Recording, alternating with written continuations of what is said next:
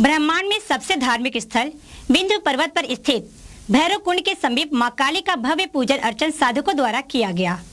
इस पावन पर्व पर जहां मां काली का साधकों द्वारा पूजन अर्चन किया गया, वहीं मां काली को प्रसन्न करने के लिए बकरे की पूजा के बाद बलि भी दी गई तथा वहीं स्थित मां काली के श्री यंत्र की भी विधिवत पूजा की गई।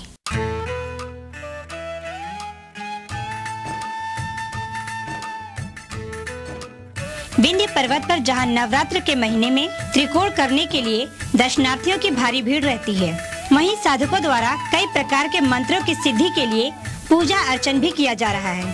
वहीं विंध्य पर्वत पर स्थित भैरव कुंड के समीप काली मंदिर में मां काली को प्रसन्न करने व मंत्रों की सिद्धि के लिए साधकों द्वारा विभिन्न प्रकार की पूजा अर्चना व बलि भी दी जा रही है, जिसमें देश के कोने कोने से साधक आते हैं और अपने मंत्रों की सिद्धि के लिए माता का पूजन अर्चन करते हैं।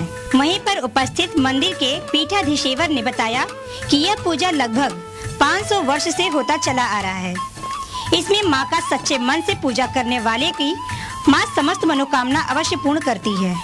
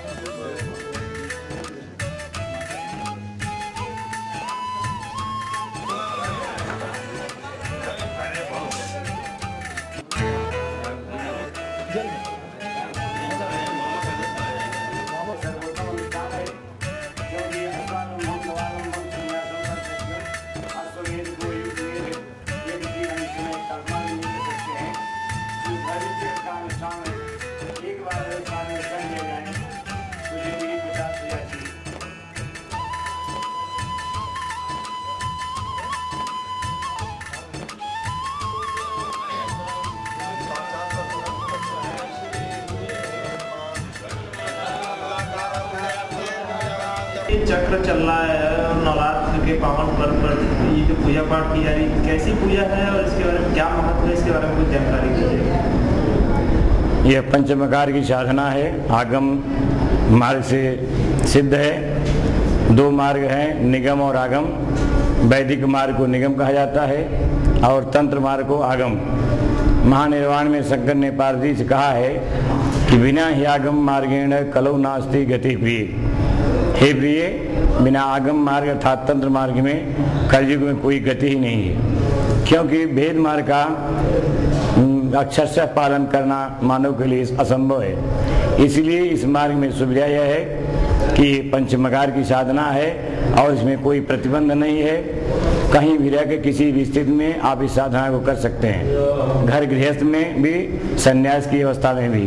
इसमें कुछ त्याज्य नहीं है, सब ग्राह्य है। जगदम्बा का स्मरण करना चाहिए इस पद्धति से, तो शीघ्र मनोकामना पूर्ण होती है और सफलता प्राप्त होती है।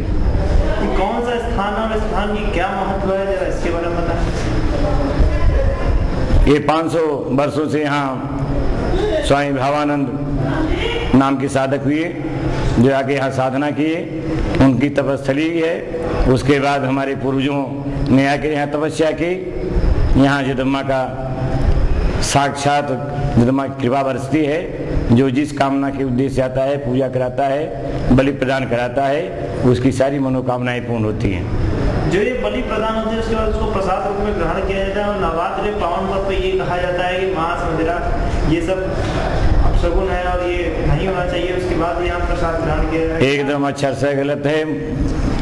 सप्तशती के लोग पाठ करते हैं और अष्टमी के दिन पंचांग में देखिए तो लिखा हुआ है नीचे थे बलिदानादिकंच। अष्टमी के दिन पंक्ति में रहता है और मध्यम मांसम तथा मत्स्यम मुद्रा मैथुन म्यूच एतानि पंचतत्वानि पवित्राणि युगे युगे। जगदम्बा बिना बलिदानम बिना दिव्या पूजा मांगी करोत नहीं। बिना बलिदान के पूजा जगदम्बा स्वीकार ही नहीं करती है। जहाँ जहाँ शक्तिपीठ है वहाँ बलि व्यवस्था है और जब हम अपने इष्ट को निवेदित करेंगे तो हम प्रसाद नहीं लेंगे, इसलिए वह सर्वथा विहित है और ग्राह्य है। अच्छा महाराज, ये बताइए इस पूजा पाठ का क्या महत्व है और ऐसी पूजा करने से क्या फल की प्राप्ति होती है, जरा उसके बारे में कुछ बताइए। मैंने कहा न इसके पहले कि हर कामनाओं को देने वाली है पूजा है। जो भी आपकी इच्छा हो सब पूर्ण करती है जगदम्बा। भाव शुद्ध होना चाहिए, पूजा विधि सही होनी चाहिए, कोई भी ऐसी बात नहीं है जो यहाँ पूर्ण न हो। जैसे कहा जाता है भैरव चक्र, ये चक्र का क्या अर्थ है, इसके बारे में कुछ बताएं। चक्र कई प्रकार के हैं। इसका नाम है यहाँ भैरवी चक्र। चक्राकार बैठते हैं, बीच में चक्रेश्वर बैठते हैं और पंक्तिबद्ध होकर साधक बैठते हैं, इसीलिए इसको चक्र कहा जाता है। इसी तरह से और भी चक्र हैं लेकिन प्रचलित नहीं है, केवल एक भैरवी चक्र है। क्यों कहा जाता है प्राप्ति भैरवी चक्रे सभी बड़ा विदुयोत्तमा। जब भैरवी चक्र में हम सम्मिलित होते हैं तो सभी साधक ब्राह्मण से भी उत्तम हो जाते हैं, इसीलिए इसमें जात पात का भी कोई बंधन नहीं है। अपना नाम बता दें। स्थान का नाम गुरुप्रदत्त प्रबुद्धानंद नाथ। अच्छा महाराज, कब से हैं यहाँ पे, कितने वर्ष हो गए आपको यहाँ पे ये चक्र चलाते और ये पूजा पाठ करते? मैं इस पूजा को सन 80 से कर रहा हूँ, 32 साल हो गए।